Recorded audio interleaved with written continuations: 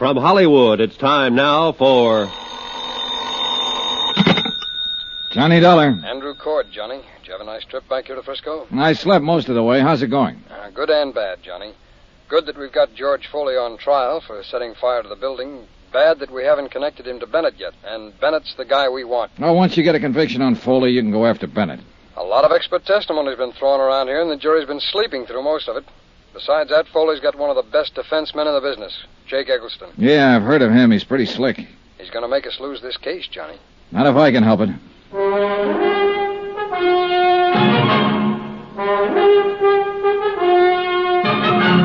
Tonight and every weekday night, Bob Bailey in the transcribed adventures of the man with the action-packed expense account, America's fabulous freelance insurance investigator. Yours truly, Johnny Dollar.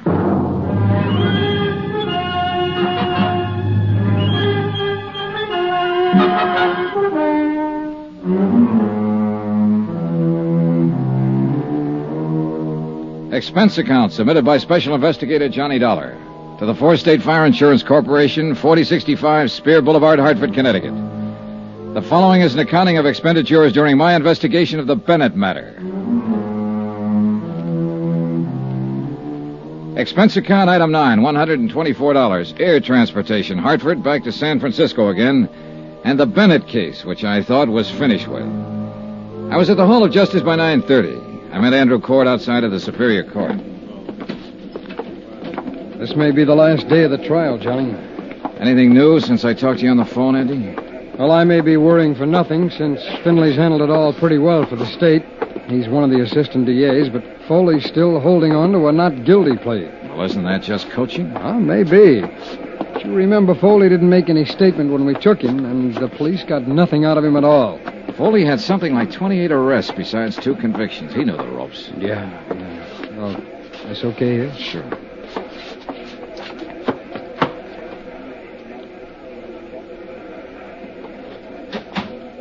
Oh, just in time. Yeah, seems to be the clerk now. Yeah. Court is now in session. His Honor, Judge William J. Bainbridge presiding. Everybody stand.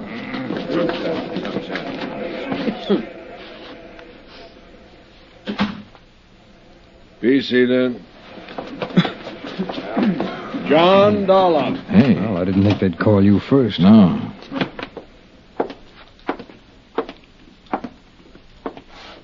Raise your right hand. You solemnly swear the testimony you're about to give is the truth, the whole truth, and nothing but the truth, so help you God? I do. Be seated. As you know, I'm Charles Finley with the District Attorney's Office. State your name, please. Johnny Dollar. State your occupation, please. I'm an insurance investigator. How long have you been engaged in your profession as an insurance investigator? 10 years or more. Now, tell us, please, prior to that, what kind of work did you do? I was in the United States Marine Corps for 4 years. Before that, I was Detective Sergeant 2nd grade with the New York Police Department. Do you have any papers or letters in your possession that verify your professional status, Mr. Dollar? Yes, I do. I have letters of reliability from 13 insurance companies and adjustment bureaus I've been associated with, and my record as police officer. Thank you. Will the court clerk please hand these papers to counsel for the defense so he may examine them? Yes, sir. Thank you. Now, tell us what your connection with this case is, Mr. Dollar. I was employed by the Four-State Fire Insurance Corporation of Hartford, Connecticut, to conduct an investigation in regard to one of their policyholders. Arnold Bennett. Yes, Arnold Bennett. Will you please tell the court what the results of that investigation were? The Bennett building was destroyed by fire. I worked with arson experts from my own organization and with the police here to determine the cause of the fire. Go on, please. At the scene of the fire, our expert, William Underwood, located certain items which we recognized as part of the paraphernalia generally used by professional arsonists. Will you please state what those items were? A scrap of celluloid and a paraffin wick. Anything else? Samples of the ashes, which were later analyzed and proved to be celluloid ashes. I wish to remind the ladies and gentlemen of the jury that the public fire adjuster, the gentleman from the Skyline Laboratories, and the 2 gentlemen from the Fire Inspection Department have previously testified as to the identity and uses of these items. Will you continue, Mr. Dollar? Well, these particular items suggested that the fire was of an incendiary origin. The next problem was to establish the exact method used in starting the fire. Were you able to determine that method? Yes, sir. In order to refresh the minds of the jury, would you mind describing what was established? A heavy woolen wick. This one, Mr. Dollar? That one, or one like it. Exhibit C. Please continue. This wick had been soaked in paraffin and then stuffed into a paper sack that was filled with celluloid. It's a simple method. The wick is lit and takes anywhere from 3 to 10 minutes to burn down to the celluloid. Now, once that happens, the celluloid flares up and fires anything combustible in the vicinity. And that is the method you determined caused the fire in the Bennett building? Yes. And I'd like to qualify that by saying the arson experts from my own company and the gentlemen from the police and fire departments here in San Francisco determined it definitely. Mr. Dollar, by this means you connected the defendant, George Foley, with the fire you were investigating? Yes, we did. How? George Foley improvised the method I have just described. Improvised? You mean it is his method? I object, Your Honor. The prosecution is putting words into the mouth of the witness. I'll rephrase for Mr. Eggleston. Is this method identifiable with the defendant? Yes, sir. Will you explain the identification? The police files here show that Foley has been convicted of setting 2 other fires in this state. On both occasions, he employed that method of fire. Your Honor, I object. The career of the defendant as a professional arsonist is a matter of public record. The defendant's previous record has no bearing on this case. I object. Mr. Dollar, will you rephrase and delete any reference to the defendant's criminal history? The procedure in locating an arsonist is to first establish the method of operation. In this case, where the wick celluloid method was used, the defendant's name came up immediately. The defendant made an attempt to call on Arnold Bennett in the hospital. The defendant was positively identified by 3 witnesses as the man they had seen near the Bennett building prior to the fire. I remind the jury of the testimony of those witnesses. Go on, Mr. Dollar. The police crime laboratory examined all of the clothing Foley was wearing at the time of his arrest and all of the clothing in his room. There was definite evidence that he had been in the Bennett building. Will you tell us what sort of evidence, please? Well, paint smudges on the soles of his shoes and metal filings and cuffs of his trousers, compared with samples that were still available in the building, where certain painting and metal work had been in progress. You connected him with the improvised method of firing. You proved that paint smudges and metal filings came from the Bennett building. The defendant attempted to contact Arnold Bennett. What else? Arnold Bennett's niece, Elizabeth Bennett, informed me that her uncle, Arnold Bennett, hired the defendant to fire the building to collect insurance. Order.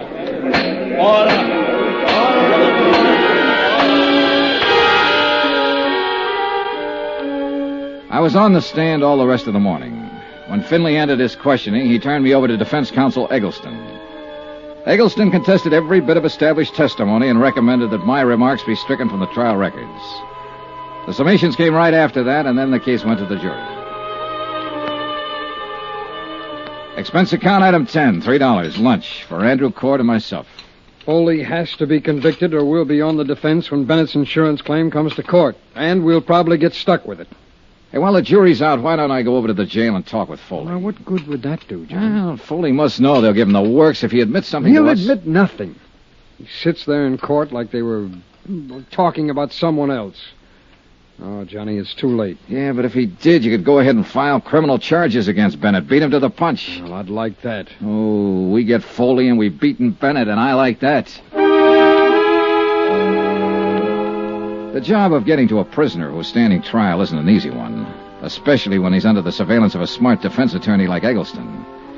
I talked to Judge Brainbridge in his chambers and told him what I had in mind. I broke down the case against Foley as the insurance company saw it, and the possible case against Arnold Bennett if Foley was found guilty. Judge Brainbridge arranged for me to see Foley. He was sitting on his cot. Eggleston was standing nearby. Hello, Dollar. Hello, Eggleston. Hi, what do you want? Well, I thought we ought to talk about this thing while there's still time. If it's okay with you, Mr. Eggleston. It's okay with me, Dollar. I'll be right here. Still time for what? To get you part of a break, Foley. Oh, that's a real good one, that is. You sit on a witness chair all morning, you tell them what a bad boy I am, then you walk in here and tell them you want to give me a break. I do. Go away. Now, wait a minute, George. It won't hurt to listen to him. Oh, you're a great one, you. I'm the guy who's sitting in this cell. Both of you can walk out of here and have a good steak for dinner tonight. All right, George. Listen to him. This isn't a courtroom. When you were first hauled in, Foley, you could have made a statement telling us Bennett hired you to fire that building, waived a jury trial, and thrown yourself on the mercy of the court. But you didn't do that. You made everybody work hard to give it to you. And that's exactly what they're going to do. That jury will come out pretty soon and throw the book at you. Hey, is that true? I'm not so sure of that, Dollar. Tell us precisely why you're here. You both know my company's after Arnold Bennett. He's filed claim against us for not paying off his fire policy. Foley, we know he hired you to fire that building. Yeah? And if you're smart, you'll send for the guard and make a request for the court to come back in session before the jury returns. You can tell them Bennett hired you. You can change your plea to guilty and throw yourself on the mercy of the court. It'll probably save you 5 years on your sentence. So I turn hero and make everything nice for you to go after Bennett. Huh? If you do that, his claim will be thrown out to the insurance commissioner and we'll prefer charges against him. And he'll be right up there with me, huh? Making little ones out of big ones. That's right. You're overstepping your province here, Dollar. Oh, now, look, there isn't much time. Dollar, Foley, this man can advise you to wait until the jury comes in, and that won't be very long. But then it'll be too late for you to help yourself. I don't like this high-pressure stuff. I don't care what you like or dislike, Mr. Eggleston. Now, listen, Foley. They've got an 8-point case against you in there. Is he right, Eggleston? It doesn't make any difference. The jury decides. You say it saved me 5 years on my sentence? Yes. George. What do you think? Up to you, George. I've told you what I think. Ah, swell spot, swell. Oh, come on. What is it? I'll risk it. You're crazy. There's a chance those 12 clunkheads will walk out and tell everybody I'm not guilty. Come on, get out. Those last 5 years will be pretty hard ones. Guard. Thank you for the offer just the same, Dollar. You don't use your head much, Foley. If it hadn't been for you, I wouldn't be in here. So don't worry too much about what happens to me. If it weren't for guys like you, I wouldn't be in business. And I'm not worried. Dollar. Yeah? Yeah, I hope they let me loose on this one. For your sake. Don't plan on it. Oh, on account of... I'd like to kill you or something.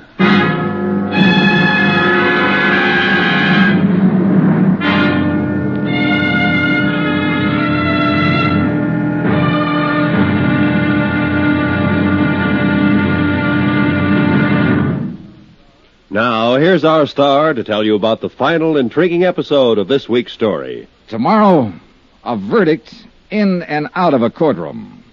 The wind-up. Join us, won't you? Yours truly, Johnny Dollar.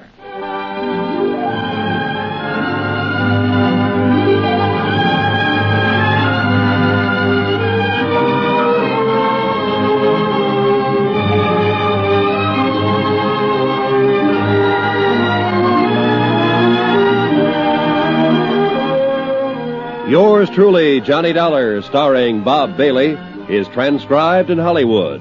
Written by John Dawson, it is produced and directed by Jack Johnstone. Be sure to join us tomorrow night, same time and station, for the next exciting episode of Yours truly, Johnny Dollar.